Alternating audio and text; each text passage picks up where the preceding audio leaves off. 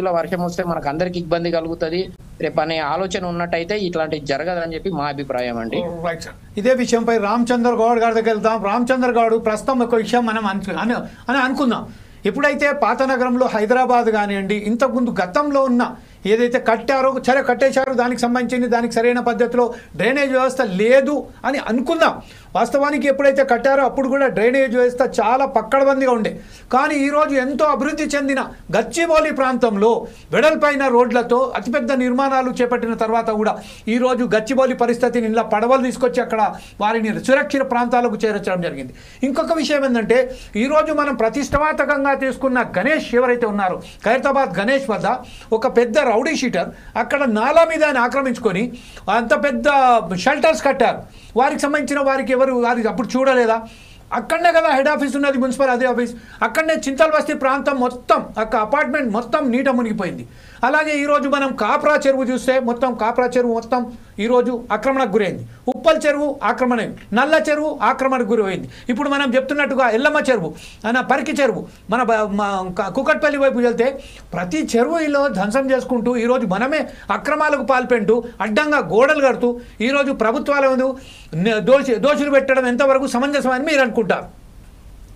నిజానికి పాత రోజులలో ఉండే మన గొలుసు కాలువ చెరువులు ఉంటుండే, కుంటలకు కాపాడుకుంటూ ఉంటుండే, అవన్నీ పోయిన దాన్ని తీసి అన్ని ప్రతిది కూడా తీసి చెరువులు కుంటలు ఎక్కడ కబ్జా అయినాయి అనేటివి తీస్తే బాగుంటది. దాంట్లో ఏది అంటే తీసుకొని అమ్ముకోవడము ఫస్ట్ సెకండ్ థర్డ్ అయిపోయింది. ఇప్పుడు అమాయకులు ఉన్నారు అక్కడ పరిస్థితి.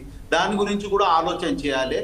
ఒకటి ఒక కొత్త ఇల్లు కట్టుకుంటే ఇంకుడు గుంతాలుగా లాగా చేసుకొని ఇప్పుడు నేను కొన్ని రాష్ట్రాలలో కొన్ని ప్రాంతాలలో చూస్తే మనం ఇల్లులో ఎంతో ఉంటుందో ఆయన గ్రౌండ్ లెవెల్లో ఇంకుడు గుంతాలు స్టోరేజ్ వాటర్ కూడా పెట్టుకొని దాన్ని ప్లాన్ ఉంది. అది రాజస్థాన్లో చూశాను నేను. అంటే మనకు వచ్చిన వర్షాన్ని నీటిని తీసుకొని అతను ఇంటి లోపల కింద గుంట తీసుకొని ఆయన వాడుకోవడానికి ఉంటుంది. వాడుకోవడానికంటే ఎక్కువ వచ్చింది కూడా బయటకు వచ్చేసి అక్కడ ఇంకుడు గుంతలలో సేవ్ చేసేటట్టు ఉంటుంది. పెద్ద పెద్ద ఇంకుడు గుంతాలు ప్రతి ఇంటికి ఉండాలి, కాలనీకి ఉండాలి, తర్వాత ఆ ఏరియాకి సంబంధించిన ఏరియాలో కూడా ఉండాలి. దానికి తర్వాత ఎక్కువ వచ్చింది అది ఎటుపోయే రకంగా ఉంటే బాగుంటుంది అనేది చూసుకుంటే బాగుంటుందండి. అదొకటి. తర్వాత ఇప్పుడు మనం వేస్టేజ్ పొడి చెత్త అనేది ఒక రకంగా ఇప్పుడు తీసే అలవాటు చేసిండు. దాన్ని టెక్నికల్ గా తీసుకున్నట్టు దాన్ని కూడా ప్రతి ఒక్కరు కూడా సమాజంలో నా బాధ్యతగా స్వీకరించి నాకు ఏ రకంగా చేస్తే బాగుంటుంది అనేది తీసుకుంటే బాగుంటుంది. ప్లానింగ్ ఇచ్చేటప్పుడు ఖచ్చితమైన ప్లానింగ్ ఇచ్చేసి ప్లానింగ్ ప్రకారమే చేసుకుంటే బాగుంటుంది. తర్వాత ఈ చెట్లు గ్రీనరీ కూడా చేసుకుంటే ఆ గ్రీనరీలో ఉంటే మనము చెట్లు పెద్ద పెద్ద చెట్లు చూసుకుంటే ప్రతి ఏరియాలో చెట్లు మనకంటే ఎక్కువ చెట్లను చేసుకోవాలి.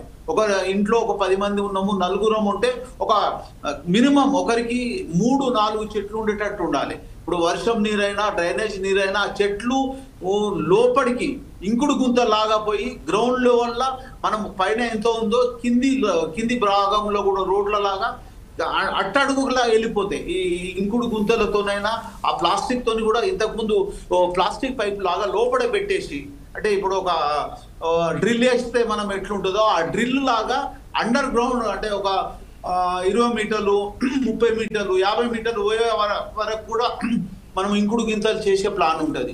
దాన్ని ఖచ్చితంగా చేసి ఈ వాటర్ వర్షం పడ్డది ఖచ్చితంగా పోయేటట్టు ప్లాన్ చేస్తే భవిష్యత్తులో ఇంకా టెక్నికల్ గా మనం ఏ రకంగా తీసుకుంటే బాగుంటుంది అని అంటే నీరు వెళ్ళిపోవడానికి అంటే వర్షం నీళ్లు మామూలుగా వాడుకున్న నీళ్లు ఏదైనా ఈ రోజు నేను చూస్తే మనం చెప్పుకోవాల్సింది కాదు కానీ డ్రైనేజ్ కూడా రోడ్లలో ఉంటుంది. దానికి ప్రాబ్లం ఏంటంటే మాన్యువల్స్ సరిగా లేకపోవడము, పర్మిషన్లు సరిగా ఇవ్వకపోవడము, తర్వాత ఈ వర్షాలు ఓన్లీ వర్షం కాదు ప్రతి కాలానికి కూడా పనిచేస్తుంది. ఈ రోజు మనం స్టోరేజ్ చేసుకుంటే భవిష్యత్తులో మనకి ఎండాకాలం. రామచంద్ర గౌడ్ గారు ఇప్పుడు ప్రస్తుతం ఏంటంటే నేను అదే మన అమరేందర్ గారు ఏదో ఫింగర్ రేస్ చేస్తున్నారు. అది ఖచ్చితంగా అతను కూడా అవకాశం కల్పిస్తాను మీతో మాట్లాడడానికి. దానికన్నా ముందు ఈరోజు మనం చెప్పుకుంటున్నాము ఏదైతే అభివృద్ధి చెందిన ఒక ప్రదేశంగా మనం చెప్పుకుంటా పోతున్నామో గచ్చిబౌలి ప్రాంతం హైటెక్ సిటీలో సంబంధించింది. మనం ఎంతో అడ్వాన్స్ టెక్నాలజీతో అక్కడ రోడ్డు నిర్మాణం చేశాం, భవనాలు నిర్మించాం, పెద్ద అంటే హైరైజ్ బిల్డింగ్స్ నిర్మించాం. కానీ డ్రైనేజ్ వ్యవస్థ ఇంత దారుణంగా అక్కడ ఉన్నదో దానికి సాక్షాత్తు నిన్న పడ్డ వర్షాన్ని. దీని మీద మీ సమాధానం ఏంటి? దానికి ముఖ్యంగా పర్మిషన్లు ఇచ్చినప్పుడు అది ఖచ్చితమైన పర్మిషన్ ఇచ్చిర్రా, మరి ఏ రకంగా చేసిండ్రు అనేది ఒకటి.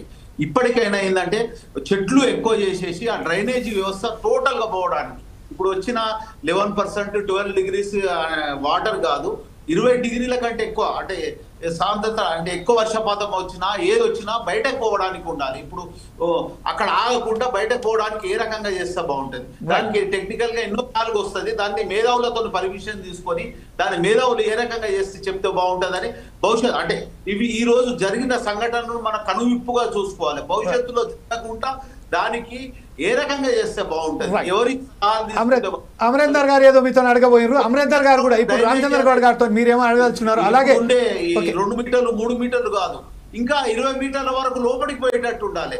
కొన్ని ప్రాంతాలలో కెమికల్స్ వస్తున్నాయి, ఆ కెమికల్స్ రాకుండా అది బయటకు పోయే రకంగా చూసుకుంటే బాగుంటుంది అనేది. గౌడ్ గారు ఇప్పుడు మన అమరేందర్ గారు మీతోనే